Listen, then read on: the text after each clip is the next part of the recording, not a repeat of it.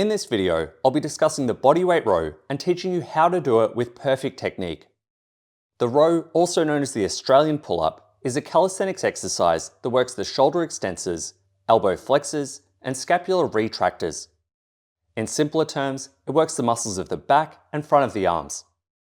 These are the same muscles trained in chin-ups and pull-ups, but with rows, the body's horizontal and the shoulders are working at different angles.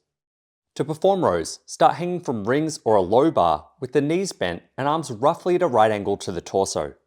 With each rep, lift the chest as high as possible before controlling the descent back to the starting position. The body should stay in a rigid straight line from the knees to the shoulders. Some coaches encourage initiating each row by engaging or retracting the shoulder blades. I often cue this for beginners as it can increase the height of your reps and teach shoulder blade control. However, you don't have to engage the shoulder blades first or retract them in a separate action. This can be integrated into the rest of the movement and tends to naturally happen early with the intention of pulling high. Like chin-ups and pull-ups, you can lower to an active hang where the shoulder blades stay retracted or a passive hang where the shoulders relax. Personally, I prefer to lower as far as possible as this increases range and the stretch on the lats at the bottom. Others prefer to keep the shoulder blades retracted as they find it feels more stable. As long as you straighten the arms and your shoulders feel comfortable, either option is fine and will provide a great stimulus for strength and muscle growth. Rows can be done with the arms by the sides, flaring the elbows out, or anywhere between. Keeping the arms close to your body will use more shoulder extension and better recruit the lats. Wider grips with the elbows out will use more horizontal abduction and place more demand on the posterior deltoids. Generally, narrower grips are more comfortable when keeping the elbows in, and wider grips with the elbows out. I like to choose a width where my forearms are roughly vertical in the top position. If the goal is building muscle or general pulling strength, you can choose the plane of motion that feels strongest or add variety to your rows. If you want to get better at skills like the front lever or front lever pull-up, keeping the elbows in will be more transferable. Like vertical exercises, you can use different hand positions with rows. As with chin-ups, a supinated grip will make it harder to flare the elbows, and you'll tend to move with pure shoulder flexion and extension. Personally, I like rows most with the neutral grip or on rings. Rings are great as they allow you to swivel the hands and move to where feels most natural throughout the movement.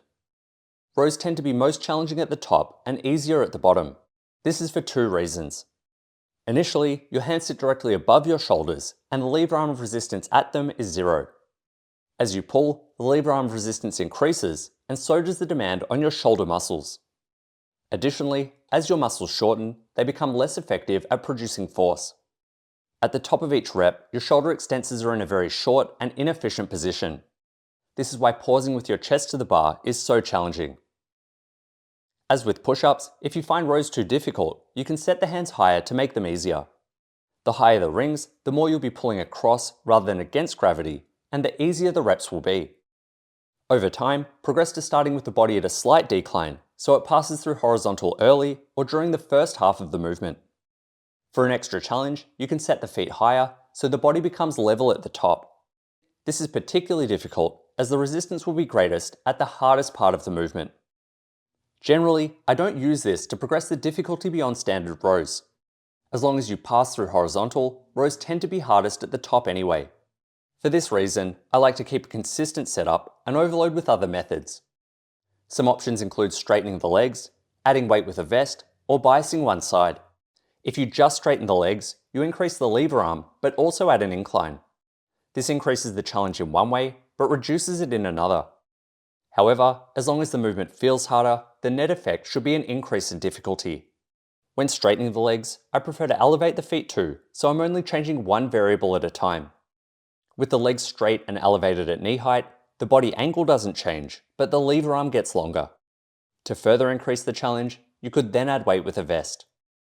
If you want to bias one side, you can do arch rows where you keep one arm straight, or progress to the single arm variation. You can also pause in the top position if you want an extra challenge here.